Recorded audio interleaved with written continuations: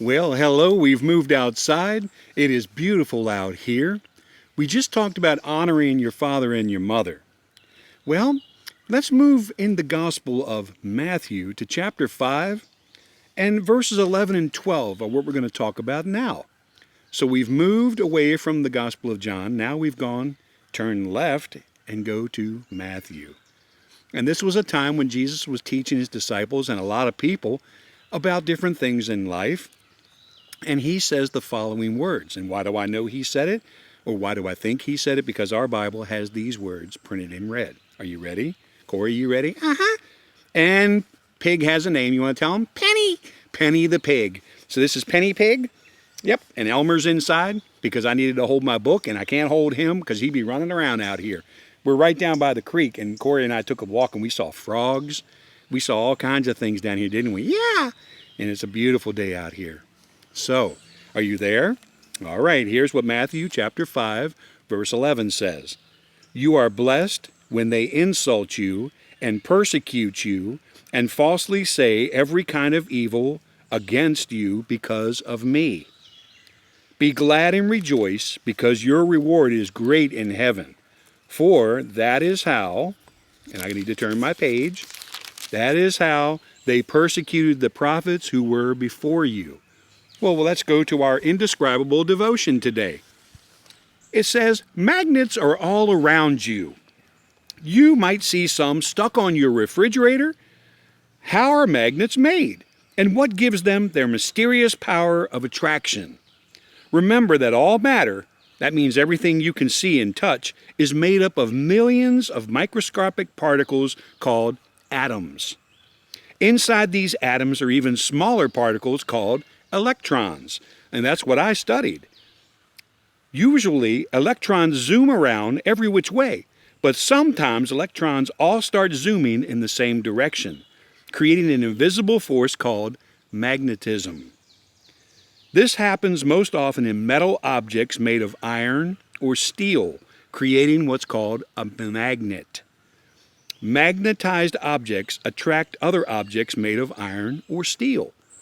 Magnets have two poles, or two ends on them, a positive and a negative. If you put a positive end and a negative end near each other, they'll sort of jump together and stick. We call this attraction. Okay? But if you put two positive ends or two negative ends together, they'll push each other away. We call this repelling. Go ahead and find some magnets and try it for yourself. It's pretty cool to see. This attracting and repelling is a lot like how people react to faith in Jesus sometimes. When you live your life loving and obeying God, you shine like a light. We talked about that, didn't we? That light will attract some people, and you'll have the wonderful opportunity to tell them about Jesus. But that light will repel others. They won't want to know about God. Some of them will just ignore you, but others may call you names and make fun of what you believe. Don't worry, though. Jesus said that when those things happen, well, you're actually blessed. Why? Because that means you're truly following Him. Here's a thought for today, Lord. Help me live a magnetic life that pulls people to you. And when my faith repels some people, help me love them anyway. And here's an amazing fact. When you want to make your own magnet, well, try this. It's easy. All you need are a couple of paper clips and a refrigerator magnet. Rub the magnet across one of the paper clips, but not back and forth. Rub it across in the same direction about 50 times, as fast as you can. Then touch the magnetized paper clip to the other one and watch what happens. It will jump up to it. Oh, that's so cool to experiment with that. So let's talk one more time about if you're telling somebody about Jesus and they don't want to hear about it. You might go up, just pretend with me, Cory. Okay. All right. Hey, Cory, can I tell you about Jesus? Huh? Can I tell you something I learned in church? No, church is boring. No, church is not boring. But, okay, you don't want to hear about it right now? Okay. All right, well, you're still my friend. Okay. But we were just pretending, right? Because you know about church and you know about Jesus.